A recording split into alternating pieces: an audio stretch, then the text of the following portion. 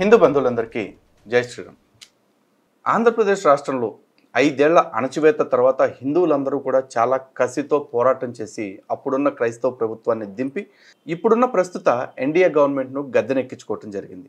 ప్రభుత్వం వచ్చిన దగ్గర నుంచి కూడా అందరిది ఒకటే డైలాగ్, అద్భుతాలు జరిగిపోతాయి అని చెప్పేసి. నేను అప్పటి నుంచి చెప్తున్నా, ఇప్పుడు చెప్తున్నా, ఎప్పటికీ చెప్తూనే ఉంటా. అధికారంలో ఈరోజు చంద్రబాబు నాయుడు ఉండొచ్చు, పవన్ కళ్యాణ్ ఉండొచ్చు, మోడీ ఉండొచ్చు, యోగి ఉండొచ్చు, ఎవరైనా ఉండొచ్చు. కానీ హిందువులు కనీసం 100 ఏళ్ల పాటు త్యాగాలకి సిద్ధపడితే తప్ప 1000 ఏళ్ల నుంచి జరిగిన అన్యాయానికి న్యాయం జరిగే పరిస్థితి లేదు. అందుకే ప్రతి ఒక్కరికి పదే పదే చెప్పేది ఏంటంటే, రాజకీయ నాయకుల మీద కాదు విశ్వాసం పెట్టుకోవాల్సింది, ధార్మిక సంఘాల మీద విశ్వాసం పెట్టుకోండి. మీరు ధర్మంగా ఉండటం మీద విశ్వాసం పెట్టుకోండి, ధర్మం కోసం బ్రతకటం మీద విశ్వాసం పెట్టుకోండి. అప్పుడు మన ధర్మం బ్రతుకుతుంది. ఇక్కడ కూడా మన ధర్మం బ్రతకటం వల్ల మీకు నాకు రాజకీయంగానో లేకపోతే వ్యక్తిగతంగానో ఏదో ప్రయోజనాలు వస్తాయని కాదు. మన ధర్మం బాగుంటే మన దేశం బాగుంటుంది. ఈ దేశం బాగుంటే ప్రపంచం మొత్తం బాగుంటుంది. 1000 సార్లు చెప్పినా, 1,00,000 సార్లు చెప్పినా, ఎన్ని మాటలు చెప్పినా, ఎన్కౌంటర్లు చేస్తామని బెదిరించినా ఇదొక్కటే నిజం. అయితే తాజాగా ఇప్పుడు ఎందుకురా ఇట్లా మాట్లాడుతున్నాడు అని మీకు అనుమానం రావచ్చు. ఖచ్చితంగా మాట్లాడుకోవాల్సిన సందర్భం వచ్చింది. ఎందుకంటే అన్ని డైలాగులు సెలబ్రిటీలు చెప్పినంత పాపులర్ అవ్వవు. సీజ్ ద షిప్కి వచ్చినంత ఊపు మిగతా వాళ్ళు హిందువులకు వ్యతిరేకంగా మాట్లాడితే రావు. కానీ ఆ విషయాలు ప్రచారం చేసే మీడియా ఇవి ఎందుకు చేయట్లేదు అనేది మీకు తెలియాలిగా. అందుకే ఈ వాస్తవాల్ని మీకు చూపిద్దామని ఈరోజు మీ ముందుకు రావడం జరిగింది. ఒక్కసారి ఈ విజువల్ చూడండి.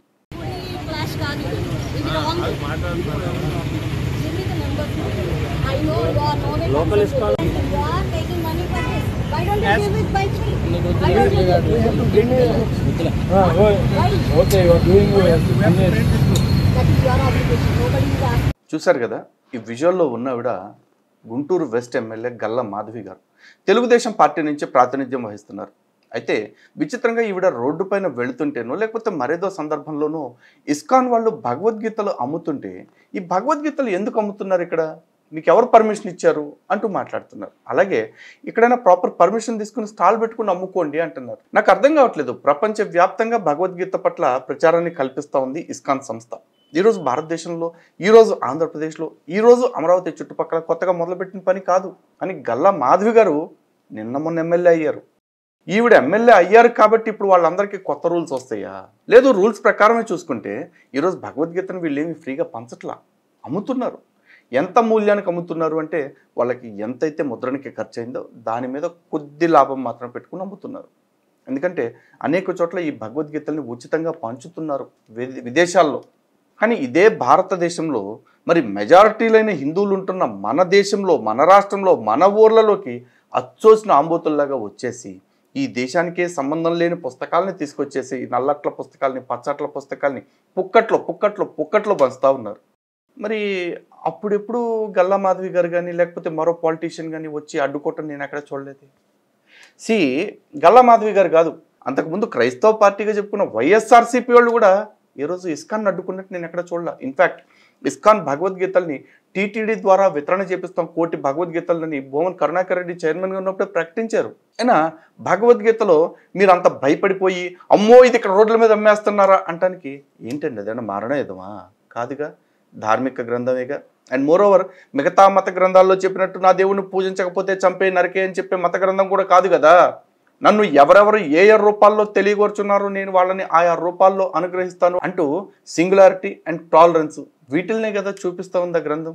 మరి అటువంటి గ్రంథం మీకు చేసిన హాని ఏంటి, మీరు భయపడిపోయేలాగా చేసిన పరిస్థితులు ఏంటి ఒకసారి చెప్పగలరా సమాజానికి? వీళ్ళ అభిమానులు దీని మీద ఒక పోస్ట్ పెట్టారు. ఒక సోదరి అది పోస్ట్ చేయడంతో ఆ స్క్రీన్ షాట్ తీసుకున్నాను నేను, చూడండి ఒకసారి. గల్లా మాధవి గారు అనే ఒక ఐడి నుంచి వచ్చింది. మేబీ ఇది ఫ్యాన్ ఐడినో లేకపోతే ఒరిజినల్ ఐడినో నాకు తెలీదు. గుంటూరు నగరంలో యూపీ నుండి ఇస్కాన్ వేషధారణలో వచ్చిన కొందరు యువకులు స్థానిక ఇస్కాన్ మరియు అక్షయ పాత్ర వారికి అలాగే పోలీస్ ఉన్నతాధికారులకు ఎటువంటి సమాచారం లేకుండా రోడ్డుపై ట్రాఫిక్కి అసౌకర్యం కలిగిస్తూ భగవద్గీత పుస్తకాలను విక్రయిస్తున్న వారితో మాట్లాడి అలా రోడ్లపై కాకుండా మున్సిపల్ అధికారుల వద్ద అనుమతి తీసుకుని స్టాల్స్ ఏర్పాటు చేసుకుని అమ్ముకోవాల్సిందిగా సూచించిన పశ్చిమ నియోజకవర్గం ఎమ్మెల్యే శ్రీమతి గల్లా మాధవి గారు. ప్రతి విషయాన్ని రాజకీయంగా వాడుకునేవారు పొంచి ఉన్నప్పటికీ ప్రజల శ్రేయస్సే లక్ష్యంగా వ్యవహరిస్తున్న ఎమ్మెల్యే గల్లా మాధవి గారి పనితీరు అభినందనీయమని స్థానిక ప్రజలు చర్చించుకున్నారు. వాళ్ళు చర్చించుకున్నారో మసీదించుకున్నారో తర్వాత. కానీ మీరు మాట అన్నారు చూసారా, గుంటూరు నగరంలోకి యూపీ నుంచి వచ్చిన కొంతమంది అని చెప్పేసి వస్తారండి. ఇస్కాన్లోకి అనేక దేశాల నుంచి కూడా వచ్చి వాలంటరీగా సర్వీస్ చేస్తున్న వాళ్ళు చాలామంది ఉన్నారు. అంతెందుకు, ప్రపంచ దేశాలన్నింటిలో కూడా ఇస్కాన్ ఇదే తరహాలో వ్యవహరిస్తూ ఉన్నారు. ఇదే తరహాలో భగవద్గీతను ముందుకు తీసుకెళ్తా ఉన్నారు.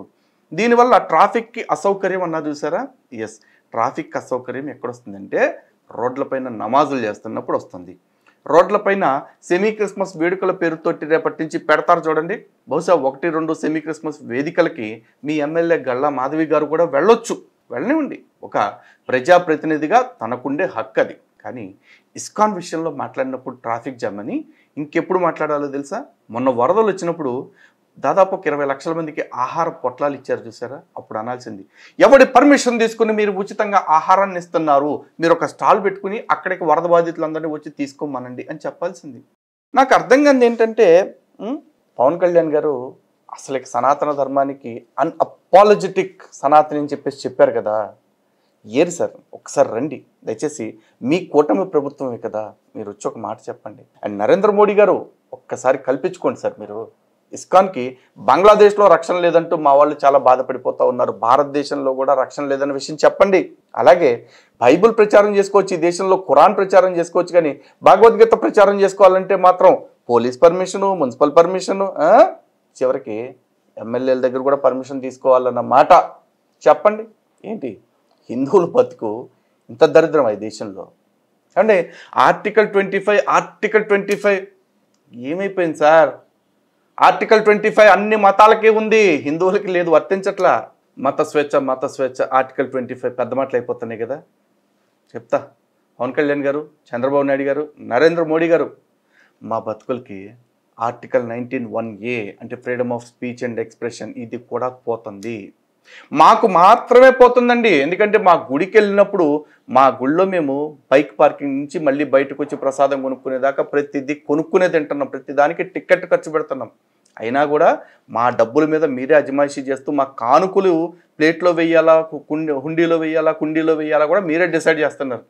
పోనీ ఆ డబ్బుల మీద మాకు అజమాయిషీ ఉందా అంటే అది లేదు, అవి మీ ప్రభుత్వాల ఖాతాల్లోకే. ఇన్ని రకాలుగా హిందువుల వద్ద నుంచి బెనిఫిట్లు పొందుతున్న ఈ ప్రభుత్వాలు హిందువుల్ని ఏం చేస్తారో తెలుసా? బెదిరిస్తారు, భయపెడతారు. అమ్మో ఎలాగంటారో ఒకసారి చూడండి. చంద్రబాబు నాయుడు గారు ఏమంటున్నారు? థ్రెట్ అయ్యే పరిస్థితి వచ్చింది. సోషల్ మీడియాలో పెడతారు, ఇంక వాడి ఇష్ట ప్రకారం బిహేవ్ చేస్తారు. అంటే ఇంకా వల్గారిటీకి పరాకాష్ట అనమాట. కడాన బ్రహ్మకుమారీస్ వదిలిపెట్టే పరిస్థితి లేదు. ఇటీవల లేటెస్ట్ ట్రెండ్ బ్రహ్మకుమారి వరకు ఎవరు రాలా ఇంతవరకు. ఇప్పుడు బ్రహ్మకుమారి జోలికి వచ్చారు, వాళ్ళ క్యారెక్టర్ అసాసినేషన్ స్టార్ట్ చేశారు. So these are all new trends. We have to go all out, we have to control. ఎక్కడైతే ఇవన్నీ ఉన్నాయో can we have one committee to go through all these things. Then will have ఒక cabinet sub committee, IT minister and also ఇంకెవరు home minister and Manohar పెట్టండి, మనోహర్ని సత్యాన్ని పెట్టండి, సత్యం ఉన్నాడు, సత్యాన్ని కూడా పెట్టండి, నలుగురు పెట్టి ఒక కమిటీ హోంవర్క్ చేయండి. చూశారు కదా, చంద్రబాబు నాయుడు గారు అప్పటికప్పుడు ఎందుకో మరి తెలియ చాలా కోపం వచ్చేసింది ఆయనకి. కడాన బ్రహ్మకుమారిలను కూడా విడిచిపెట్టని పరిస్థితి. ఎందుకు విడిచిపెడతారు సార్? ఆ బ్రహ్మకుమారిలు మీరు ఎవరైతే కడాన అనుకుంటున్నారో వాళ్ళు ఏమంత శుద్ధపూసలు కాదండి. చంద్రబాబు నాయుడు గారు మీకు నచ్చినంత మాత్రాన, మీకు మంచోళ్ళు అనిపించినంత మాత్రాన వాళ్ళు దేశం మొత్తానికి మంచోళ్ళు కాదు. అర్థమైందా? ఇప్పుడు మేము మాట్లాడుతున్నది బ్రహ్మకుమారిల్ని విధానపరంగానే అడుగుతున్నాం. బ్రహ్మకుమారిల్ని వాళ్ళు మేము సపరేట్ మతం అండి, మాకు అసలు హిందుత్వంతో సంబంధం లేదండి అని చెప్పి రమ్మనండి. ఒక్కడు వాళ్ళ గురించి మాట్లాడితే హిందూ సంఘాలుగా మేము బాధ్యత తీసుకుంటాం, మా వాళ్ళందరినీ కంట్రోల్లో పెట్టుకోవటానికి. కానీ వాళ్ళు సిగ్గు, శరం, మానం, అభిమానం, రోషం, పౌరుషం అన్నీ విడిచిపెట్టేశామని చెప్పుకుంటూ హిందూ దేవాలయాల కాడికి వచ్చి హిందూ ధర్మానికి విరుద్ధంగా ప్రచారం చేస్తూ హిందూ దేవాలయాల్లోనే టెంట్లు వేసుకుని హిందూ దేవీ దేవతలను అవమానిస్తూ ఉన్నారు, హిందూ ఆచార పద్ధతులను విభేదిస్తూ ఉన్నారు, హిందువులకు సంతానోత్పత్తి కలగకుండా హిందువుల జీవితాల్ని, హిందువుల జనాభాని దారుణంగా పడేస్తూ ఉన్నారు. ప్రపంచవ్యాప్తంగా పెరుగుతున్న మత తీవ్రవాదం భారతదేశంలోకి వచ్చేపాటికి హిందువుల మీద డెమోగ్రాఫికల్ వార్గా మారిపోయి హిందువుల్ని జనాభా పరంగా అణిచేయాలని చూస్తూ అనేక కుట్రలు చేస్తూ ఉంటే ఆ కుట్రలకి వీళ్ళు హిందూ ముసుగులో వచ్చి హిందువుల మీద ద్రోహం చేస్తూ ఉన్నారు. అడుగుతాం సార్, అడుగుతాం, 100% అడుగుతాం. ఈ అడుగుతున్న దాన్ని విద్వేషం కక్కటం లేకపోతే ట్రోలింగ్ చేయటం లాగా మీకు అనిపిస్తే అది మీ ప్రాబ్లం అని గుర్తుపెట్టుకోండి. చంద్రబాబు నాయుడు గారు, మీరు ప్రమాణ స్వీకారం ఒక్కసారి కాదు, 2 సార్లు కాదు, 4 సార్లు సీఎంగా చేశారు, అనేక సార్లు ఎమ్మెల్యేగా చేశారు, 8 సార్లు. అందులో ఒక లైన్ ఉంటుంది సార్, రాగద్వేషాలకి అతీతంగా అని చెప్పేసి. అంత రాగద్వేషాలకు అతీతంగా అని చెప్పినప్పుడు ఆ రాగద్వేషాలకు అతీతంగా పనిచేయండి సార్ ప్లీజ్.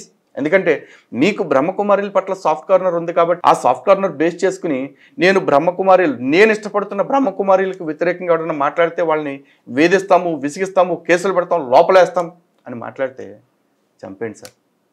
చచ్చిపోవటానికి కూడా సిద్ధంగా ఉన్న ఏదో ఒక రోజు అందరూ పోతారు. ఈరోజు ఇక్కడ కుర్చీలో కూర్చొని మాట్లాడుతాను నేను ఒక 5 నిమిషాల తర్వాత ఇలా మాట్లాడతానో లేదో నాకు గ్యారెంటీ లేదు. అంత అన్సర్టైన్ జీవితం అండి. దేవుడి దయ వల్ల మీరు ఇంత వయసు వచ్చిన తర్వాత కూడా ఇంకా యాక్టివ్గా పదవిలో ఉంటూ ప్రజలకు ఎన్నో మంచి పనులు చేయాలని తప్పిస్తున్నారు. ఆ పని చేసుకెళ్ళండి. బహుశా మీకు రాజకీయాల్లో పడిపోయి ప్రశాంతత కోరుకుంటూ వీళ్ళు చెప్తున్న మాయమాటలు మీకు నచ్చితే నచ్చుండొచ్చు. మీకు నచ్చేది కాబట్టి, మీరు నమ్మారు కాబట్టి వీళ్ళందరూ మంచోళ్ళు అని ప్రపంచం అంతా అనుకోవాలంటే ఎలా? లేదు, మీరు ప్రభుత్వం తరఫున ఒక సబ్ కమిటీ ఏర్పాటు చేస్తూ ఉన్నారు ఈ ట్రోలింగ్స్కి వ్యతిరేకంగా. ఒక్కసారి అలాంటి ఒక సబ్ కమిటీని బ్రహ్మకుమారిల మీద విచారణ కోసం ఒకటి పెట్టండి. బ్రహ్మకుమారిలు సనాతన ధర్మానికి చేస్తున్న ద్రోహం ఏంటి అని చెప్పేసి ఒక్కసారి కంప్లైంట్ సొలిసిట్ చేయండి. ఎన్ని పంపిస్తారో చూస్తా. లేదు, ఒక్కసారి నాకు మిమ్మల్ని నేరుగా కలిసే అవకాశం ఇవ్వండి. బ్రహ్మకుమారిలు బతికేంటో నేను మీ కళ్ళ ముందు పెడతాను, మొత్తం ఆన్ పేపర్ విత్ రికార్డ్ పెడతాను. మీకు ఈ బిజీలో తెలుసుకునే అవకాశం రాక వాళ్ళు చెప్పిన ప్రతి సొల్లు మంచిగా అనిపిస్తే అది మీ ప్రాబ్లం అండి, మా ప్రాబ్లం కాదు. కానీ మీరు అంటున్నారు చూసారా, కడాన బ్రహ్మకుమారిలను కూడా విడిచిపెట్టట్లేదంటే విడిచిపెట్టమండి.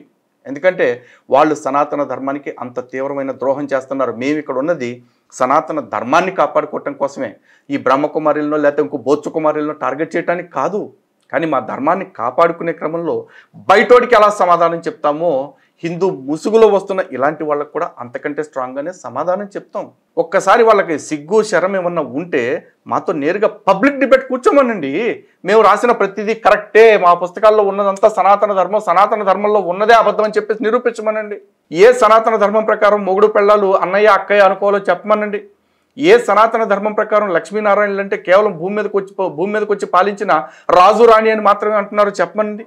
ఏ సనాతన ధర్మం ప్రకారం బ్రహ్మ సరస్వతి అంటే అవ్వ ఆదాములు అని చెప్తున్నారో చెప్పమనండి. ఏ సనాతన ధర్మం ప్రకారం శ్రీశైలంలో ఉన్న శివుడు మాత్రమే నిజం, వెనకాల ఉంటున్న శక్తిపీఠమైన అమ్మవారు అబద్ధం అంటున్నారో వాళ్ళని చెప్పమనండి. ఇలా అడగాలి అంటే సార్, మళ్ళీ చెప్తున్నా, ఇన్నున్నాయండి. అన్నీ అడుగుతాం, అన్నీ నిలదీస్తాం. వాళ్ళ మీద ఇప్పటి నుంచి పబ్లిక్కి ఇంకాస్త ఎక్కువ అవేర్నెస్ ఇస్తాం. వీలైతే ఒక 10 లక్షల సంతకాల సేకరణ కూడా ఆంధ్రప్రదేశ్లోనే చేపడతాం.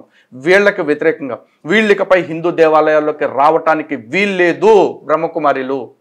ఈ బ్రహ్మకుమారిల్ని హిందూ దేవాలయాల్లోకి అనుమతించకూడదు అన్న దాని మీదే మేము 10 లక్షల సంతకాల సేకరణ చేస్తాం. చూద్దాం.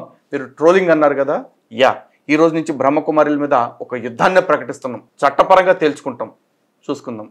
హిందూ బంధువులారా, రాజకీయ నాయకుల అండ చూసుకుని పెద్ద పెద్ద పదవుల్లో ఉన్న వాళ్ళని చూసుకుని ఈ బ్రహ్మకుమారిలు ఏ విధంగా రెచ్చిపోతున్నారో చూడండి. అలాగే కొంతమంది నాయకులు ఎక్కడో బంగ్లాదేశ్లో జరుగుతున్న దాడుల గురించి మాట్లాడుతున్న హిందువులపైన సాక్షాత్తు భారతదేశంలో మన ఆంధ్రప్రదేశ్లో ఇస్కాన్ పట్ల ఇంత పెద్ద వ్యతిరేకతని ఒక రాజకీయ నాయకురాలు, ఒక బాధ్యత గల ప్రజాప్రతినిధి ప్రదర్శిస్తే మనం ఏమీ చేయలేని స్థితిలో ఉన్నాం అనుకుంటున్నారు.